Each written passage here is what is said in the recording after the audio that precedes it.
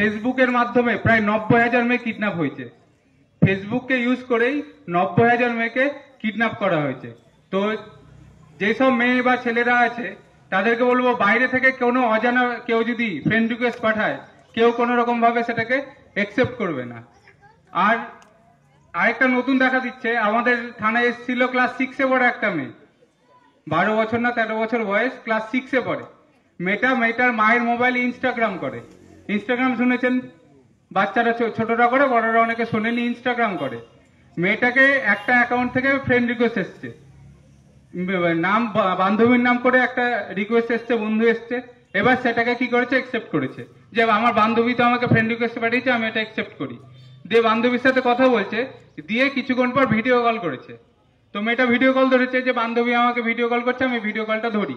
যখনই ভিডিও কলটা করেছে, আমি যদি ভিডিও কল ধরি, আমার এদিকে আমার মুখ, অন্যদিকে কার মুখ থাকবে, অন্যজনের মুখ। সেদিকে কি দেখা গেছে, একটা ছেলে উলঙ্গ অবস্থায় দাঁড়িয়ে আছে। সেটাকে কি করেছে, 10 সেকেন্ডের জন্য সেই স্ক্রিন রেকর্ড করে নিয়েছে, দিয়ে সেটাকে ফেসবুকে ছাড়ছে। দিয়ে মেয়ের মা বাবার কাছে দাবি করছে, এটা আমি আবার ছেড়ে দেবো, আরো ভাইরাল করব, যদি আমাকে 20,000 বা 30,000 টাকা না দেন। তো বাচ্চাদের হাতে বলে না যে মোবাইল দিতে হয় না, তো কিছু কারণের জন্য বলছি বাচ্চারা এগুলো বোঝে না। ক্লাস 6-এ পড়ে মেয়ে কি বুঝবে, অতটা বোঝার ক্ষমতা নেই। যে 10 সেকেন্ডে যদি ভিডিও হয়ে যায়, মুখটা যদি এদিকে থাকে, অন্যদিকে যদি কোনো একটা বাজে ছবি থাকে, সেটাতে সবারই সম্মানহানি হয়, সে ছোট হোক বা বড়। তো মোবাইলে যদি কোনো আননোন জায়গা থেকে রিকোয়েস্ট আসে, যাকে চিনেনি না, তাদেরকে কাউকে একসেপ্ট করবেন না কোনো সময়। আপনাকে ফোন করলো, ফোন করে বলছেন আপনার নামেই আধার কার্ড নাম্বার এটা, স্বামীর নাম এটা, বাড়ি এখানে, অ্যাড্রেস থানা এখানে, সব বললো, সব মিলে গেল। আপনি বললেন হ্যাঁ। তখন বলবে আপনার 1 লাখ টাকার একটা সোনার গয়না বিদেশ থেকে আসছিল আপনার নামে, সেটা কাস্টমে বা দিল্লি এয়ারপোর্টে বা কলকাতা এয়ারপোর্টে আটকে গেছে। তখন আপনি ভাববেন বা একটা সোনার গয়না পাওয়া যাবে, বা একটা 5 লাখ টাকার কোনো গিফট পাওয়া যাবে, খুশি হয়ে গেলেন। দিয়ে বললেন ঠিক আছে নিব, আমি কি করব? বলবে যে কাস্টমে আটকে গেছে, কাস্টমের টাকা চাইছে, 10,000 টাকা বা 15,000 বা 20,000 টাকা চাইছে। তো সেই টাকাটা আপনি আমাকে পাঠিয়ে দেন, ব্যাংক অ্যাকাউন্ট ডিটেলস দিল, পাঠিয়ে দিল। আপনি কি করলেন, একটা সোনার হার বা 2 লাখ টাকা বা 5 লাখ টাকার জন্য কি করলেন, 10,000 টাকা পাঠিয়ে দিলেন। আবার কিছুক্ষণ পরে ফোন করে বলবে রাস্তায় আসছিল, ট্রাফিকে আটকেছে, রাস্তায় আসছিল, সিআইডি আটকেছে, এরকম চলতেই থাকবে। এরকম করে করে রানীনগরের একজন মহিলা টোটাল লোন করে, বন্ধন থেকে লোন করে, বিভিন্ন জায়গা থেকে লোন করে টোটাল 7 লাখ টাকা দিয়েছেন। ঠিক আছে, 7 লাখ, 7 লাখ, 7 লাখ টাকা দেওয়ার পরে আবার চাইছে 1 লাখ টাকা, যে আপনার বাড়ির কাছে আছে, রাস্তায় আটকে গেছে, এবার আপনি এই টাকাটা দিন, আপনার বাড়িতে পৌঁছে যাবে।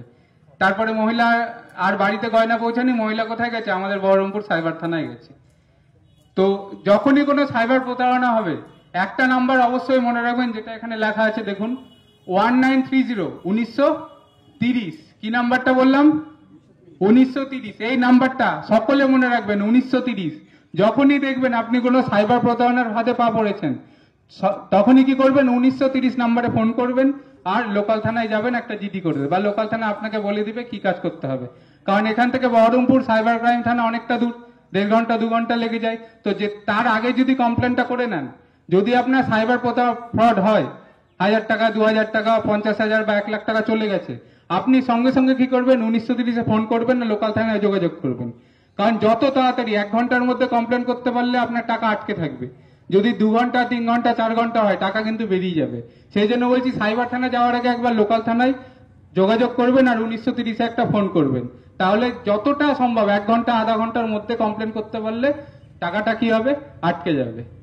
আরেকটা নতুন টপিক এখন খুব চলছে, গোটা ইন্ডিয়া জুড়ে চলছে, ফোনে কথা বলতে গেলেও দেখবেন ফোনে কিছুক্ষণ ধরে বলছে, সেটা কি ডিজিটাল অ্যারেস্ট। নাম শুনেছেন? এবার ডিজিটাল অ্যারেস্ট এটা মেনলি হচ্ছে কোথায়, মেন টাউনে যেখানে কোটিপতি, প্রচুর পয়সাওয়ালা বিজনেসম্যান বড় বড় হচ্ছে, তাদেরকে এটা হচ্ছে। আমারই নিজেরই একটা কেস আছে বহরমপুর সাইবার থানায়।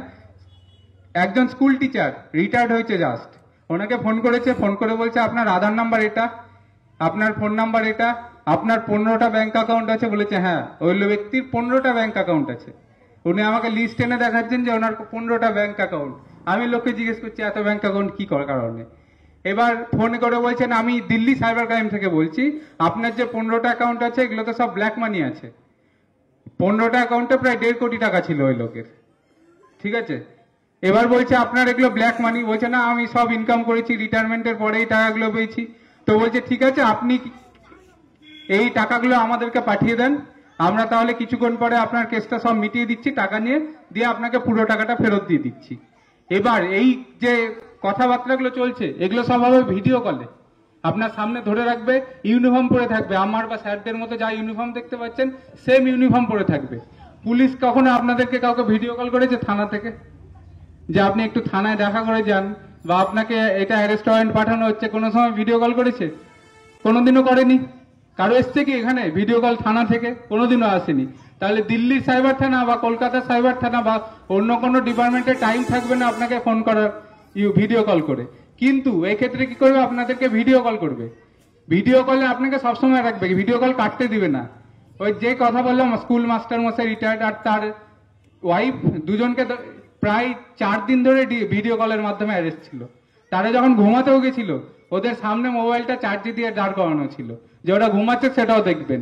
ওই মহিলাও সরকারি একজন কর্মচারী, মহিলা যখন অফিসে গেছিল ব্যাগের মধ্যে পার্সের ভিতরে মোবাইল সেটা চলছিল, মোবাইল কোনো সময় কাটতে দিত না তাদেরকে। দিয়ে এইভাবে অ্যারেস্ট করার 4 দিনের মাথায় প্রথমে 24 লাখ, তারপর 44 লাখ, তারপরে 26 লাখ টাকা দিয়েছে।